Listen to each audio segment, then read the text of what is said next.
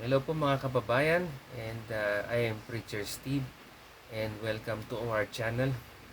Bali ngayon pong umaga, July 16, 2024, ang topic po natin ay Matthew chapter 6 verse 19 to 21. Bali itong verse na to is all about treasure, no? So meron po tayong treasure dito sa lupa, dito sa mundong ibabaw, and then we have our treasure po in heaven, in the land, or rather po dun sa mundo po or world ni God the Father, no, yung ating Ama. Okay, so ganito po, no, before we tackle the verse, ang discussion lang po natin preliminary is ganito po, no. So right now it is 2024.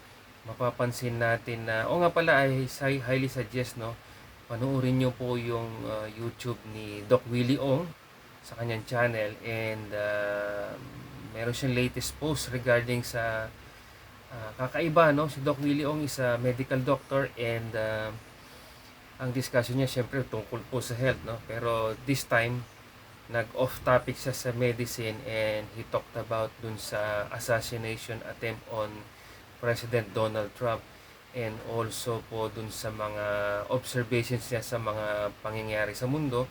And then meron din po yung isang preacher, no, actually prophet, si kung tama yung pagkatanda ko, si Brandon Briggs of US, na predict niya about 3 to 4 months ago yung assassination attempt on uh, former President Donald Trump. Nagkatotoo nga, no, itong nakaraang mga araw. I can't remember kung anong araw siya in-assassinate attempt po, no, nung shooter. Siguro parang 1 or 2 days ago. Basta po, no, tinarget po siya, and by the hand of God, no, save po si Donald Trump. Yun po yung discussion ni Doc Willie Ong. So ang ibig ko po sabihin, no, mga kapatid, uh, mga kababayan, ang maging aware po tayo, and sana po sa video po natin ito, sa discussion po natin ito, maging aware po tayo, and sana po hipuin ko po kayo ng Lord, no, sa nakikinig po sa video natin. Bigyan niya po kayo ng pusong laman, na maramdaman niyo po na hinawakan po kayo ng Panginoon, at maramdaman niyo po sa inyong pagkatao, sa inyong kaluluwa, na kayo po ay tinatawag po niya para maligtas, no. Sana piliin po kayo ng Lord na ligtas, tulad po ng pagpili niya po sa amin sa pamamagitan ng pong isang mensahero, isang tao na nag-invite po sa amin para tumanggap po sa Panginoon. Kasi hindi po natin maliligtas ang ating sarili, dahil tayo po inherently makasalanan, fallen nature po tayo, no.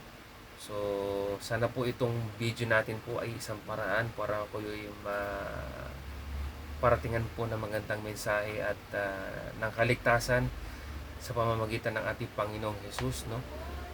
O sana po magrepent po tayo sa ating mga kasalanan, repent of our sins, and accept Lord Jesus Christ as our personal Lord and Savior, para po tayo po ay ma-reconcile with God the Father in heaven.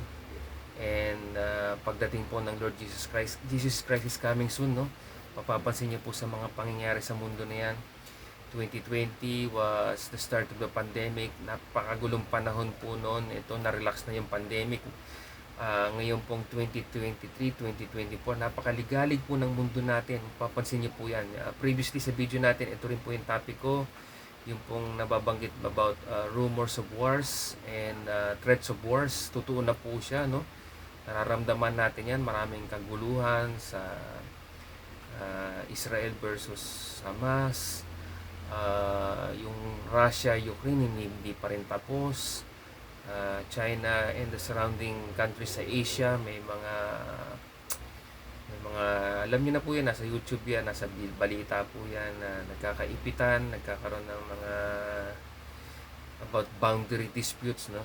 Hindi ko na masyadong tatopic yan, pero alam po natin mga kababayan, nasa balita na po yan. So talaga pong signs of the times is revealing itself po, no, sa Bible. Nagkakatotoo na. Kaya po mga kababayan, manood po tayo sa YouTube, no, ng mga preaching ng mga pastors, ng mga prophets, mga speakers, spiritual leaders po, no, I highly suggest you listen to po dun sa preaching po ni Brother Eddie Villanueva of JIL. Marami po kayong mapupulot na magandang spiritual guidance po from the Bible. And kahit ako personally nakikinig po ako sa kanya, marami po akong natutunan. At I encourage you po na ganun din po ang gawin ninyo para ma-enlighten po ang inyong isipan at ang inyong mga puso. At hopefully mabigyan po kayo ng guidance po ng Panginoon para po magkaroon kayo ng pusong laman at hindi po pusong bato na walang pakialam po, no, na ang thinking po at ang puso nyo nandito lang sa mundong ibabaw. Sana po dapat ang ating puso at isipan nasa heavenly realm po, no, sa tahanan ng ating Ama, ang creator po ng heaven and earth, creator of all, everything under the sun, no. Okay, so punta na po tayo sa ating verse. So ako po mahilig ako magsulat, no, pag habang may mga ginagawa, sinisingit ko yan, nagsusulat ako ng Bible verse. Yan, marami po tayong notes dito. Yan. Okay. So ito po ang ating Bible verse this morning. It's Matthew chapter 6 verse 19 to 21. Basahin ko po sa inyo. Sabi dito, "Do not store up for yourselves treasure on earth, where moths and vermin destroy." Totoo po yan, di ba? Kahit lahat po ng ating kayamanan na tinatago dito sa mundong ibabaw, masisira po yan. Sigurado po yan. Moths. Di ko lang alam kung sa Tagalog yung moths, no? Mga vermin, yung mga parang mga daga. Sinisira po talaga eh. Mga gamit natin, sasakyan, gamit, lagay mo sa isang lugar yan. Sigurado yan. Angat-ngating po ng mga tagayan. Mga sasakyan nga, like mga motor, pagkakatagalan nakapark at hindi nagagamit, iniipis, lalanggam, kaya kagat ng daga yung mga electricals, kaya nasisira ang sasakyan.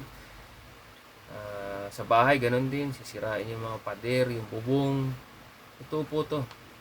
"And where thieves break in and steal." O, tama, di ba? Ang mga treasure mo dito sa mundong ibabaw, itago mo man yung bahay mo, yung sasakyan mo, yung motor mo, computer mo, pera mo, lahat ng kayamanan na dito sa mundong ibabaw. Yun nga, yung moths, no? Tapos yung mga vermin, sisirain niya. Ito naman, yung thieves, kukunin niya, nanakawan niya. So, tama po yan. Kaya nga po tayo, kung meron tayo sasakyan, di ba, nilalagyan natin ng alarm yan sa pag pinapark natin kung saan-saan, nilalak natin, sinususian natin, nilalagay natin sa magandang parking lot kasi ayaw nating manakaw. So, ganun po talaga ang mundo, no? Nasisira ang bagay, mga treasures natin, ninanakaw, pinaka-worst na nakawan ng pera, lulokohin ng mga kapwa para makanakaw ng pera. Ganun talaga eh. So, balik po tayo sa verse, no? Okay, so, "But store up for yourselves." So, ito ipunin nyo para sa sarili nyo. Treasures in heaven, no? Diba? Sa ngayon, mga kababayan, treasures in heaven, di natin pa nakikita yan. That is spiritual, no? Pero totoo po yan. Hintayin po natin yan. I promise you, pagdating po ng Lord Jesus Christ at para po sa mga naligtas na pinili ng Panginoon, sinave niya, no? So, pagdating ng time niyan, bibigay po ng ating Panginoon yung mga treasure na yan para sa mga pinili niya, sa mga anak niyang God the Father, sa mga pinili po ni Lord Jesus Christ na masave po, no? Kasi ang saving po ng Panginoon, hindi po tayo ang pumipili sa Kanya. Siya po ang pumipili sa atin, no? Hindi natin kaya ligtas sa sarili natin because of our sinful and fallen nature, no? After Adam and Eve, sila po ay napalayas or they fell out of the Garden of Eden. Wala, fallen nature na all throughout history. Kaya yan po ang struggle natin bilang mga tao. Okay? So, yun, ulitin po natin, no? "But store up for yourselves treasures in heaven." Ipon tayo ng kayamanan sa kalangitan. Paano po ba itong mga treasures na kalangitan? In the future, discuss po natin yung Bible verse na po yan. Pero, for now, pasadahan natin saglit. Yung treasures in heaven, yan po yung pagsunod po natin sa Word of God, sa Bible. Pag nagbabasa po tayo, alam natin yan. Para sa mga hindi, I encourage you to read the Bible, no? Especially ako po medyo I'm more into the New Testament kasi nandiyan po ang teachings po ni Lord Jesus Christ po natin and the apostles po.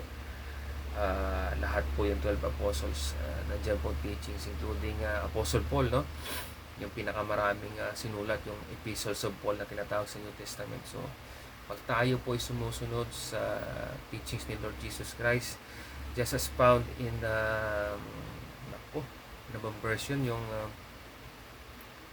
basta ako favorite verse ko yung sa Ecclesiastes, no? Yung sabi ni King Solomon, sabi niya, the duty of man is fear God and keep all His commandments. So yun nga po, no? Pag sumusunod tayo sa pinag-uutos ng ating Ama at ang pinag-uutos ng ating Panginoong Hesus, one day pagbalik ni Jesus dito at ni-rapture niya ang church at dinala niya ng mga believers in heaven, meron pong naghihintay na treasures. O di ba napakaganda nun? Ay, balik po tayo sa verse. Okay, so but store up for yourselves treasures in heaven where moths and vermin do not destroy. O walang vermin doon, walang moths doon. And where thieves do not break in. Walang magnanakaw na papasok at magnanakaw sa inyong treasures in heaven. Wala na magnanakaw sa heaven eh.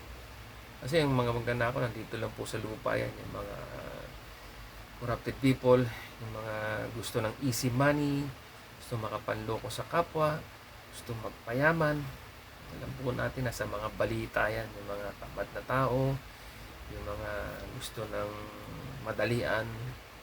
Akala kasi nila wala po ang walang nakakakita. Pero meron pong sabi nga ng aking kaibigan na Christian din, may mata sa lihim. Ang point po doon, yung mata sa lihim is God the Father is up there in heaven at nakikita po niya lahat ng nasa mundo. Kita niya po tayo, bawat isa sa atin, lahat ng ginagawa ay nakalista sa kanyang libro in heaven. At yan po ay may judgment, no? Discuss po natin later yan. May judgment po yan, lahat ng gawa, mabuti at masama, nakalista yan for the believers and unbelievers. Okay, so sabi nga dito sa Bible verse, for where your treasure is, there your heart will be also. So ang ibig sabihin yan, kung nasaan yung kayamanan na tinatago-tago mo, nandun din yung puso mo. So ang ibig sabihin nun, kung ang kayamanan mo nandito, yung puso mo nandito rin. Okay? Kung ang puso, ang kayamanan mo nandyan, yung mansyon, mga milyon-milyon pera, sports cars, so yung puso mo nandyan din. Okay? Nandito rin sa mundong ibabaw. Sorry, makatiilaw ko dahil muulan po ngayon at medyo allergy tayo. Ngayon, kung ang treasure mo, iniisip mo yung Panginoon natin, yung treasure, ina-anticipate mo, Lord, hintayin ko po yung treasure nyo sa heaven. So, ang mindset mo, tsaka ang puso mo, automatic. Ang iniisip mo, yung sa kingdom ng Panginoon, yung treasure na naghihintay sa atin sa heaven, pagdating po ng Panginoon. So, excuse me, wait lang. Bali, darating po kasi ang time, no? Ano bang Bible verse yan? Hindi po kasi tayo tulad ng iba, medyo nakapaghahanda. Siguro later, pag Mose na po tayo mag-preach online, makapaghanda tayo. Ito po, from memory ko lang naiisip ko. Merong isang Bible verse na banggit yung Lord Jesus Christ has prepared. Sabi nga niya pala, in my Father's house there are many mansions. And yung ibang Bible translation, there are many rooms. So in my Father's house there are many rooms. Parang sabi ni Lord Jesus Christ, hindi niya sasabihin yon, basta parang ganun sorry mga kapatid, mga kababayan, no? Later discuss natin yan sa ibang usapan, yung complete verse. Pinasadahan ko lang naman. Kung ibig sabihin nun, pagdating ng time, isang treasure po yan, na pagdating ng time, meron po tayong mansion in heaven. Meron tayong bahay in heaven or room in heaven. Basta may naghihintay sa atin doon. Kasi tayo, mapapansin nyo, this is a temporary space natin, no? Sabi nga po sa Bible, We are merely foreigners in this land. Totoo naman eh.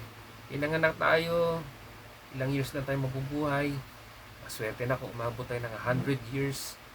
And then, mawawala na tayo. Diba? Yan nga sabi ni King Solomon eh. Sabi niya, yung pinaka-wisest man of this time, of all time. No? Sabi niya, everything under the sun is meaningless. Wala say talaga yun, di ba?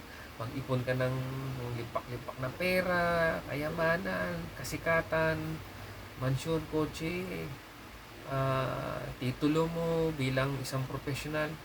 By the end of the day, hindi mo siya mabibitbit. The only thing na madadala mo is yung gift of salvation from our Lord Jesus Christ. Yun lang mabibitbit mo, no? Doon pa lang panalo ka na. Kasi doon pa lang, pag nasave ka ni Lord Jesus Christ, wala ka ng judgment na haharapin in the future. Yung nasa Revelations book po natin yan na yung fury judgment again. Yung ano ba yun? 7 bowls of judgment. Later discuss din po natin yan. So yan mga kababayan, ang ating topic this morning. Huwag niyo po kalimutan, store up for yourselves treasures in heaven. No? Huwag po yung treasures dito sa lupa. So yun lang po ang ating discussion this morning. So sa mga kabayan natin nakakinig po ng ating video, I hope this video finds you well. And sana po mahipo po kayo ng Panginoon. At buksan niyo po yung Biblia niyo, basahin niyo po siya. Okay? Preferably you start from the New Testament, from the book of Matthew onwards. Basahin niyo po siya, marami kayong matututunan. And kung sakali man, just comment down below sa ating video and sagutin po natin kung meron kayong mga tanong. So yun na po mga kababayan, mga kapatid, and sa mga nakikinig po, I hope